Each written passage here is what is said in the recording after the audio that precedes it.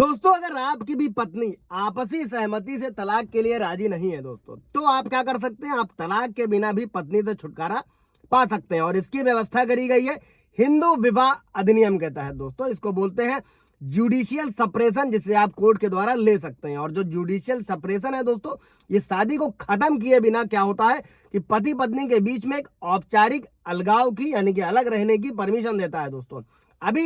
दोस्तों जय हिंद, नमस्कार। मैं एडवोकेट आशीष मिश्रा। लाइक कर दीजिएगा, शेयर कर दीजिएगा, सब्सक्राइब कर दीजिएगा, ताकि ये इन्फॉर्मेशन और लोगों को भी आगे मिल सके। दोस्तों, अच्छा, अभी अगर आप जुडिशियल सेपरेशन किसी तरीके से पीड़ित है और अगर आप लेने जा रहे हैं तो इसके क्या क्या ग्राउंड होंगे दोस्तों, उसको भी समझ लीजिएगा। सबसे पहला, आप क्रुएल्टी के बेसिस पर जुडिशियल सेपरेशन यानी कि न्यायिक अलगाव की मांग कर सकते हैं, जिसकी व्यवस्था हिंदू विवाह अधिनियम की धारा 10 के तहत जो है, कोई भी पति है या फिर पत्नी है, अगर पति अपनी पत्नी से चाहता है तो जुडिशियल सेपरेशन पाने के लिए क्रुएल्टी को वैलिड ग्राउंड के रूप में मान्यता दी गई, इसके जरिए ले सकता है। और क्रुएल्टी में क्या है, शारीरिक या मानसिक नुकसान शामिल हो सकता है। जो भी विवाहित जोड़ा है, अगर साथ में रहना मुश्किल हो जा रहा है तो कोर्ट क्या करेगा, जो भी याचिका दायर करेगा, मान लीजिए पति ने याचिका दायर करी है तो उसकी जांच करेगा।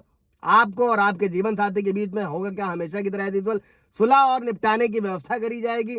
अगर सुलह विफल हो जाता है या संभव नहीं है दोस्तों, तो क्या होता है, कोर्ट जुडिशियल सेपरेशन की कार्रवाई को आगे बढ़ाएगा। और अगर कोर्ट पूरे तरीके से यह संतुष्ट हो जाता है कि क्रुएल्टी का आधार स्थापित हो गया, तो जुडिशियल सेपरेशन की डिग्री जो है वो पारित कर दी जाएगी, निर्णय दे दिया जाएगा। और जो निर्णय होगा ये कानूनी रूप से आपके अलगाव को मान्यता देता है।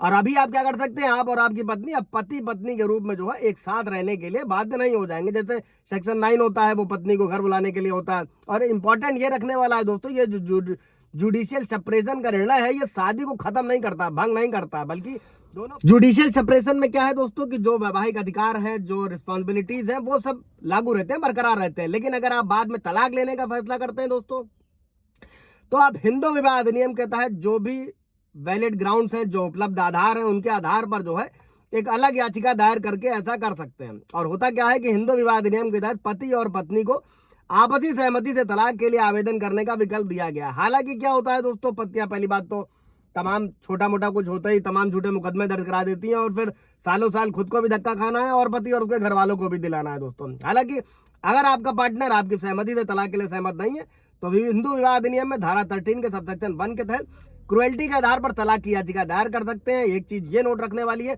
कि हर वैवाहिक आचरण जो पति पत्नी को परेशान करता है दोस्तों, इसमें कई सारे हाई कोर्ट के जजमेंट है, सुप्रीम कोर्ट की, कि वो क्रुएल्टी नहीं हो सकता। पति पत्नी के बीच में केवल चिड़चिड़ापन या फिर दूर रहना क्रुएल्टी नहीं है। और वैवाहिक जीवन में जो क्रूरता है वो छोटी, बड़ी और स्पष्ट दोनों ही हो सकती है।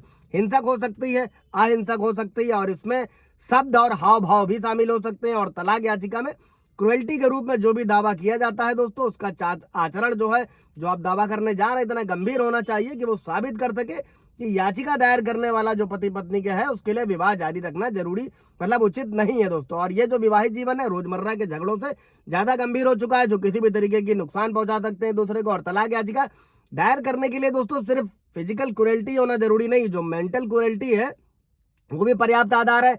अभी कई सारे जजमेंट में कोर्ट ने, जिसमें पत्नी ने झूठे मुकदमे दर्ज कराए थे, कोर्ट ने जो है सीधे खत्म कर दिया, मतलब तलाक का आधार भी बना दिया उसे कि अगर पत्नी झूठे मुकदमे दर्ज कराती है। वीडियो है, आप जाकर देख सकते हो। और मेंटल क्रुएल्टी में दोस्तों जो मौखिक दुर्व्यवहार है उसका भी है, वो सारी चीजें जो है इसमें शामिल होती है। प्रूफ करने की जिम्मेदारी बशर्ते कि अगर पति जा रहा है तो उसकी जिम्मेदारी है।